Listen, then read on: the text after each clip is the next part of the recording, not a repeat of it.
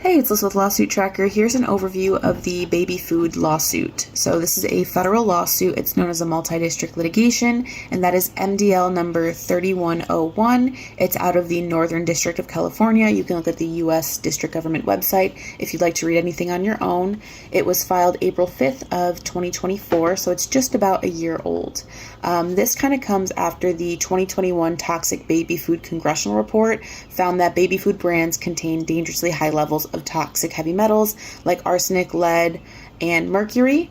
It noted that infants were particularly vulnerable to the effects of the toxins detected in these products, and the initial investigation commenced after the reports received in 2019, alleging that many leading baby food brands contained these high levels of toxic heavy metals. The main injuries being looked at are autism and ADHD, and the main defendants are Gerber, Hain Celestial, Nature, Plum, Sprout, and Walmart, but we have a full list of the defendants and more information on this lawsuit at lawsuittracker.org, so please feel free to check that out. Our website also contains a lot of different studies that are being used in the defense of the plaintiffs for this lawsuit. So there was one called Occurrence and Determination of Inorganic Contaminants in Baby Food and Infant Formula. So essentially, the study explored the levels, regulations, and health impacts of inorganic heavy metals in baby foods. And the study found that many common baby foods and infant formulas had unsafe and alarming levels of inorganic mercury, cadmium, lead, and arsenic. The researchers noted that need for additional testing, quality controls, and research to determine safe levels and the impacts on infants and children. The main hope of this lawsuit is that baby food manufacturers will be held accountable, and they will have to change their processes, have, regulated levels of these compounds and materials in the baby food, and also be very transparent with the consumers and the parents that are giving this, thinking that they're safely feeding their children. A question I get a lot is, how are these heavy metals even ending up in baby food in the first place? So it can get into baby food naturally during the agricultural and manufacturing processes.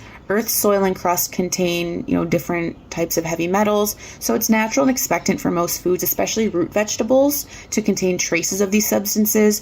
However, industrial processes, shoddy agricultural techniques, and contamination can increase the amount in the soil and the food, which is likely where we're seeing the problem, and that can be something that can be mitigated, hopefully.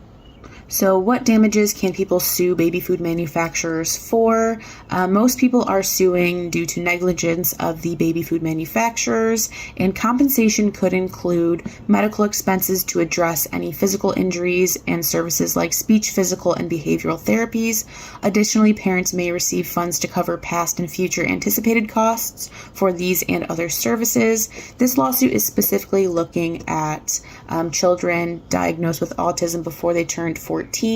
They must have consumed specific brands of baby foods for at least 6 months, and parents must prove what retailer they purchased them from. So if your child's older, a lot of times that information no longer exists. At that point, it's most likely lawyers will have you sign an affidavit stating yes under the court of law. If your child is younger or still eating different baby foods that are on the list, there are many different ways to prove that, sometimes through WIC and things like that, or food stamps. There are certain baby foods that are included, or just receipts, anything like that. And then additionally, parents must have medical records showing who diagnosed their child, when, and what symptoms the diagnosis was based on. If you or a loved one gave your child any of those foods that are listed on the website and a few of the manufacturers that are listed here, and then your child or loved one was diagnosed with autism or ADHD, please check out our website at lawsuittracker.org, see if you qualify. As always, please feel free to leave any questions in the comments, and thank you so much.